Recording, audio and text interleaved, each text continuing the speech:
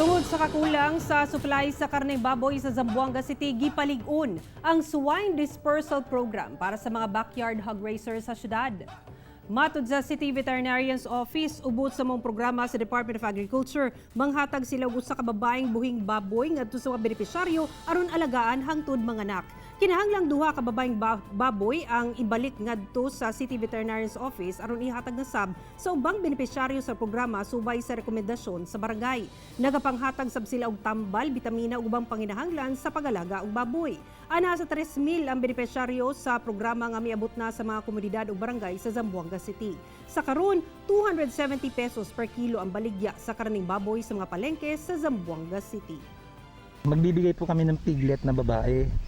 And then, yung recipient po, siya na pong mag-raise nung binigay naming piglet. And then up to mga nganak po siya,